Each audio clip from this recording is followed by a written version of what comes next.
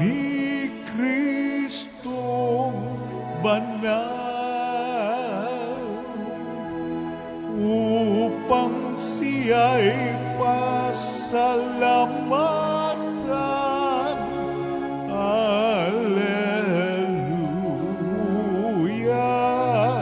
Alleluia.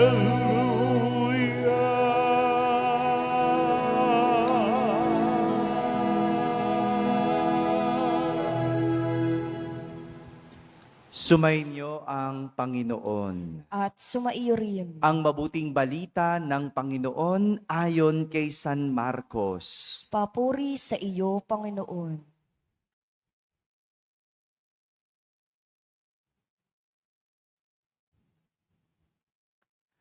Noong panahong iyon, pumunta naman si Jesus at ang mga alagad sa Jerusalem.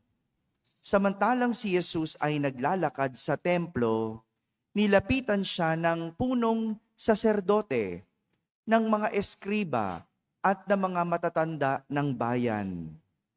Tinanong siya, "Ano ang karapatan mong gumawa ng mga bagay na ito? Sino ang nagbigay sa iyo ng karapatang ito?" Sumagot si Jesus, "Tatanungin ko rin kayo. Pag sinagot ninyo ako, saka ko naman sasabihin sa inyo kung ano ang karapatan kong gumawa ng mga bagay na ito. Kanino nagmula ang karapatan ni Juan upang magbinyag? Sa Diyos ba o sa mga tao?"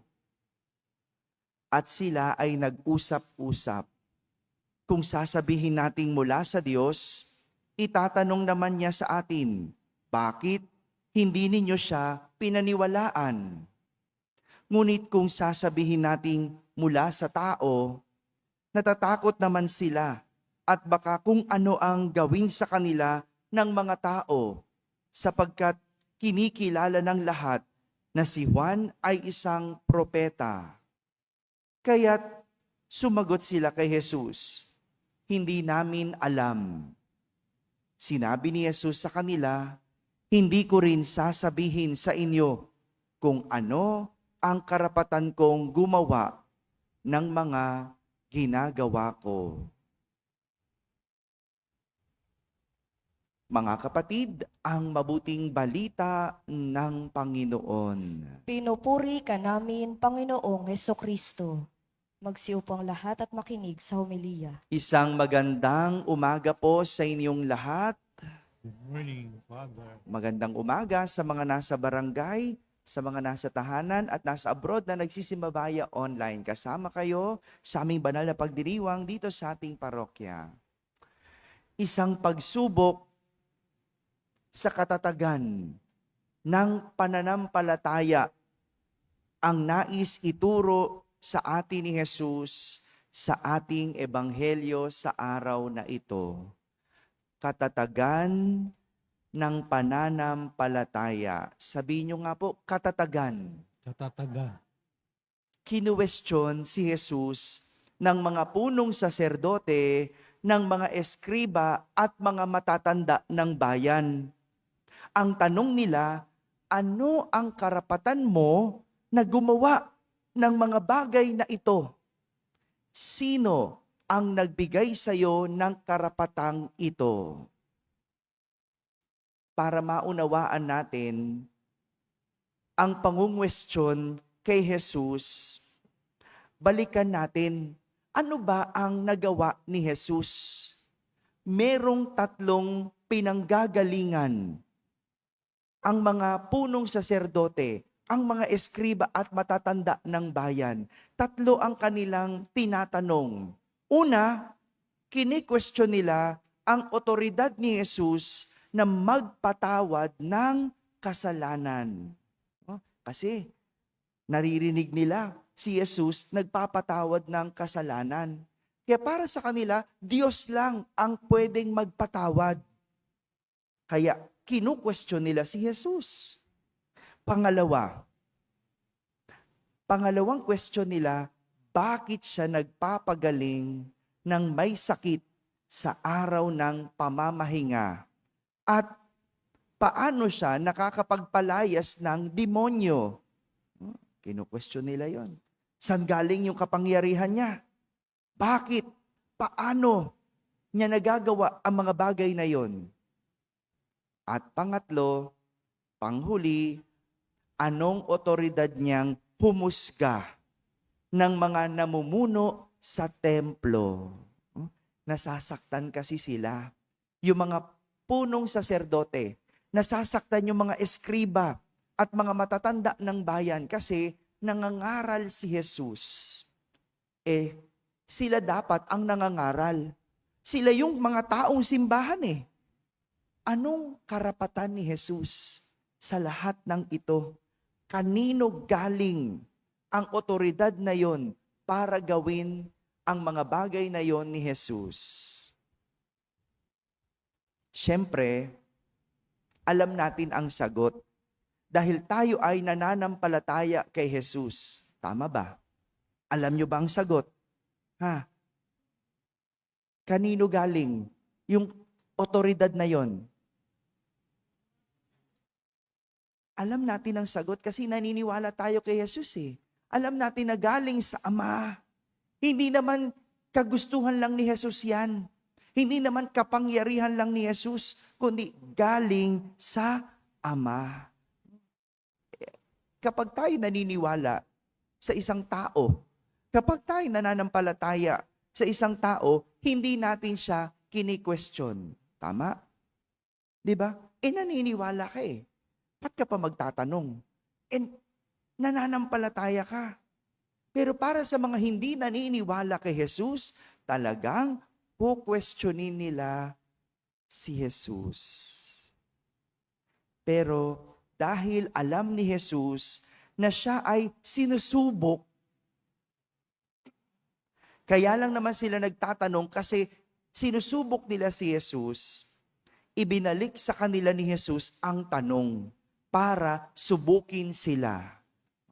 Tinanong sila ni Jesus kung kanino nagmula ang karapatan ni Juan upang magbinyag. Sa Diyos ba o sa tao?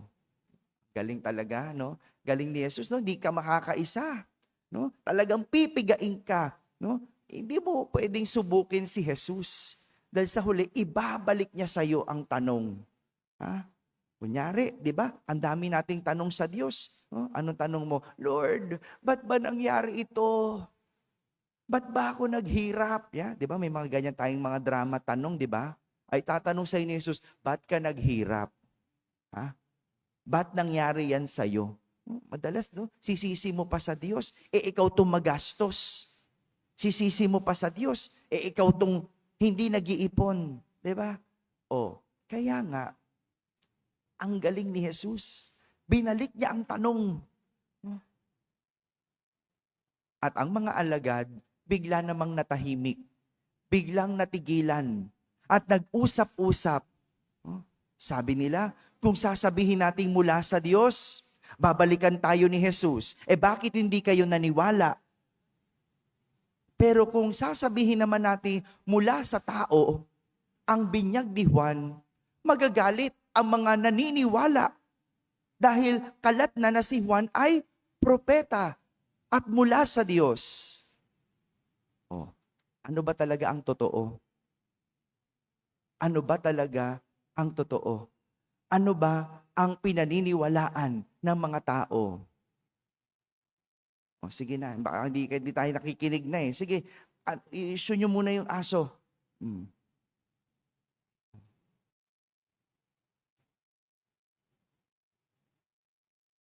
Hindi alam ng mga tao kung ano ang paniniwalaan at kung ano ang katotohanan.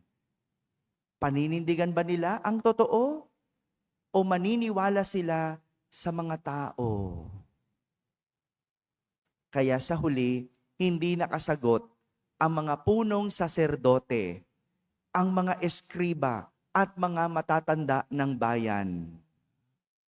Wala naman palang pinaninindigan at matibay na pinaniniwalaan ang mga punong saserdote ang mga eskriba at matatanda ng bayan.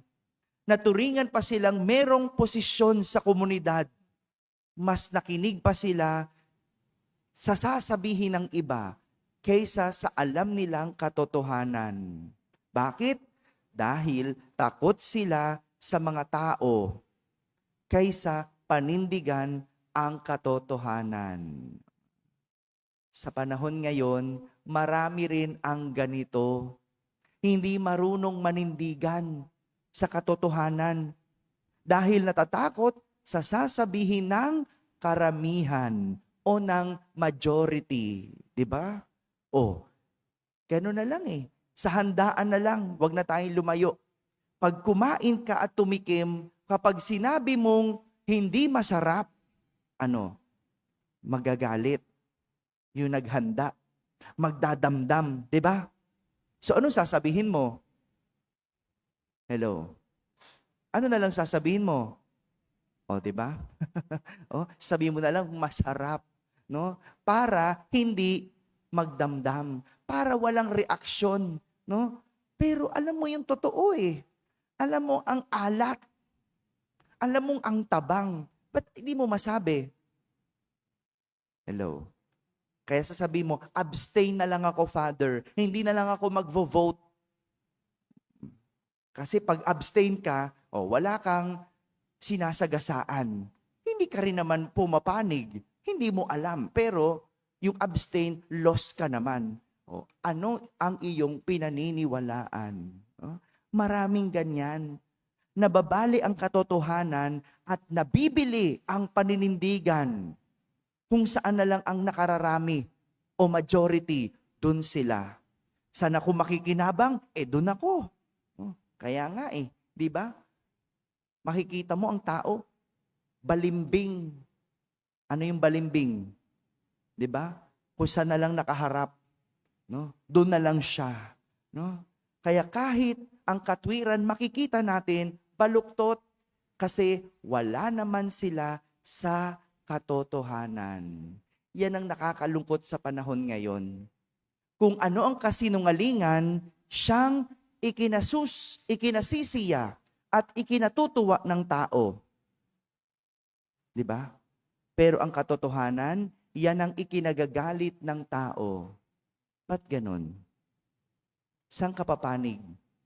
Sa kasinungalingan o sa katotohanan? Kaya hindi na bale ang kalabanin ka dahil nanindigan ka sa katotohanan. Kesa naman, purihin ka ng dahil sa kasinungalingan. Amen? Amen.